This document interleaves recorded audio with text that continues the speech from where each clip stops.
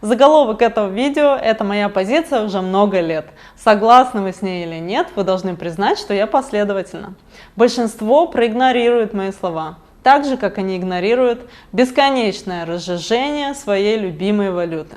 Только за последние 12 месяцев рублевая денежная масса М2 выросла примерно со 120 до 135 триллионов рублей, на 15 триллионов или на 13%. Это почти 500 000 дополнительных рублей каждую секунду. А количество наличных рублей выросло еще сильнее, на 20%.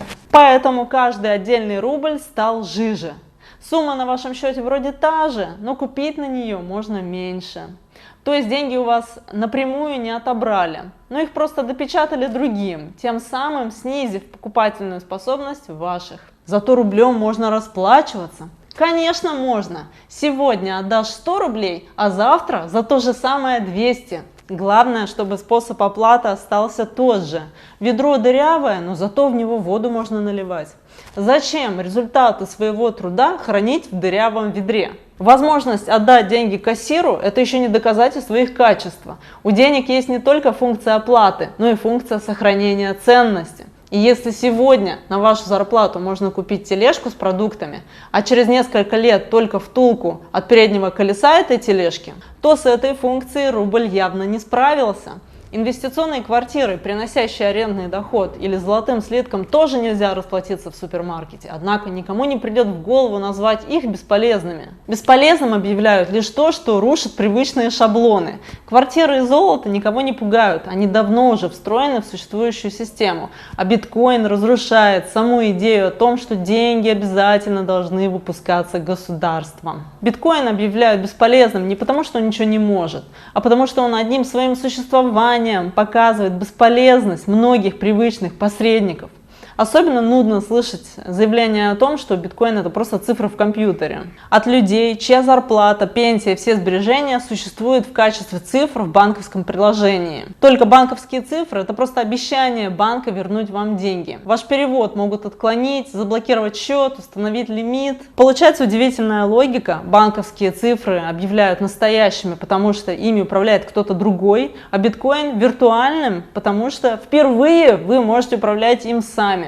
Биткоин их пугает не потому, что он виртуальный. Он пугает их тем, что право собственности в нем слишком настоящее. Людей настолько приучили путать разрешение собственностью, что деньги им кажутся настоящими только тогда, когда существует учреждение, способное запретить ими пользоваться. Вот скриншот с моего брокерского счета. Открыла его, очевидно, по ошибке много лет назад. У меня числится 48 ценных бумаг Казатомпром по $75. Каждая, их общая стоимость $3600, то есть примерно 30 000 рублей. Бумаги существуют, рыночная цена отображается, количество указано, и рядом висит маленький замочек. Формально активы мои, фактически продать их и забрать свои деньги я не могу. Смотреть можно, трогать нельзя. И ведь заблокировали у меня не какой-нибудь ничем не обеспеченный мемкоин, а бумаги крупнейшего в мире производителя урана, настоящей компании, с шахтами, выручкой, продукцией. Все то самое реальное обеспечение, о котором так любят рассуждать поклонники традиционных финансов. Но один нарисованный замочек и реальный актив превратился в недоступные цифры на экране. Актив принадлежит вам ровно до тех пор, пока хозяин сервера разрешает вам так думать. И да, биткоин ничем не обеспечен. Это он обеспечивает все остальное. Сам биткоин не является ничем долгом и не обещает ничего выплатить потом.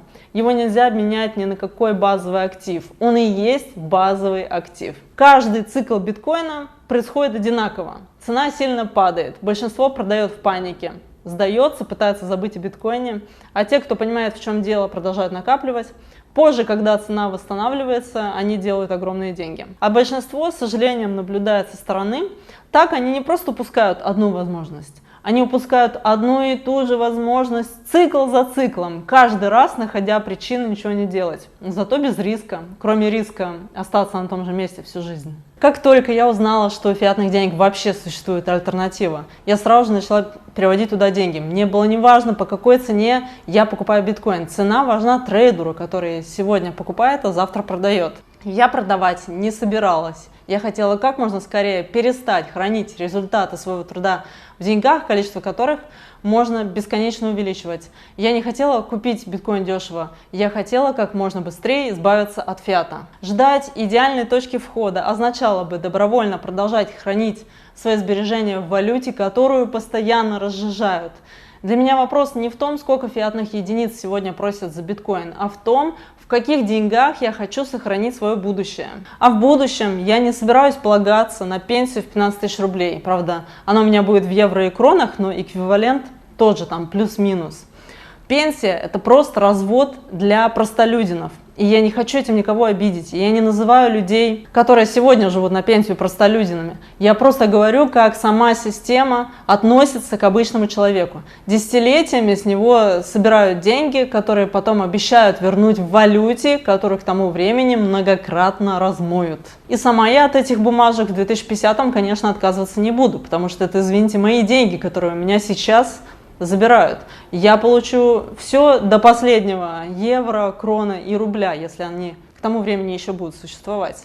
То же самое с обязательным медицинским страхованием здесь, в Швеции. Системой я вообще не пользуюсь и не собираюсь пользоваться.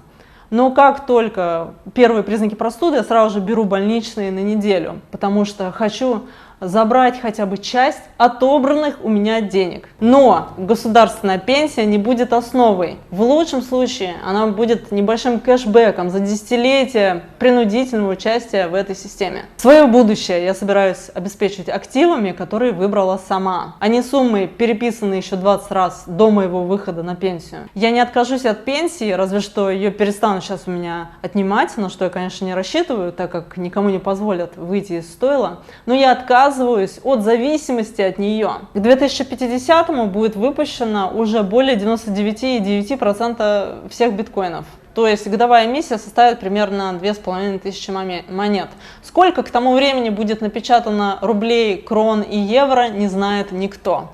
Биткоин не обещает позаботиться обо мне в будущем, он дает мне ответственность за него. Особенно символично, что словом пирамида называют именно децентрализованную сеть, а не денежную систему, которая и устроена сверху вниз, и даже изобразила эту архитектуру на своей главной купюре. На долларе пирамида буквально нарисована. Называть биткоин культом, одновременно поклоняясь фиату, довольно забавно, особенно когда на главной фиатной валюте мира изображены пирамида, всевидящее око и девиз «In God we trust». В биткоине мы никому не верим, мы проверяем. Я вообще ни во что не верю, просто потому что мне так сказали. Ни должность, ни диплом, ни государственная печать, ни количество повторяющих одну и ту же фразу людей не превращают утверждение в истину. Если система работает ровно до тех пор, пока ей не задают вопросов, это и есть культ. Если ее правила можно проверить без чего-либо разрешения, это уже технология. Фиатная система предлагает верить, что люди, получившие право создавать деньги, никогда этим правом не злоупотребят. Биткоин исходит из более трезвого предположения. Злоупотребление неизбежно, поэтому такую возможность лучше не предоставлять. Достаточно открыть первую страницу white paper биткоина, и я очень советую каждому это сделать. Мы предлагаем децентрализованное решение проблемы двойной траты с использованием одноранговой пиринговой сети. Необходима платежная система, основанная на криптографии, а не на доверии, которая позволила бы любым двум участникам осуществить перевод средств напрямую, без участия посредника. Его главной целью было решить одну конкретную задачу. Как убедиться, что одни и те же деньги не были потрачены дважды без доверенного посредника. То есть задача буквально звучала так. Как передавать деньги от одного человека другому, не обращаясь к Visa, MasterCard, системе МИР, Т-банку, Сбербанку и другим посредникам, которые должны проверить транзакцию и сообщить нам, что эти деньги существуют, принадлежат отправителю и еще не были потрачены. Вот и все. Именно в этом и заключалась инновация. Сам white paper называется «Биткоин. Система цифровой пиринговой наличности». Это название прямо описывает первоначальный замысел. Пиринговый значит одноранговый, от английского peer-to-peer, от равного к равному. Интернету нужна собственная нативная валюта, ему необходим открытый протокол передачи денег. В противном случае мы остаемся зависимыми от системы МИР, Сберпэй, ЮКассы, Т-банк и других централизованных платежных систем. Чтобы пользоваться ими, необходимо получить разрешение и соблюдать установленные этими посредниками условия. Но деньги – это слишком фундаментальная вещь, чтобы право пользоваться результатами собственного труда зависело от чужого одобрения.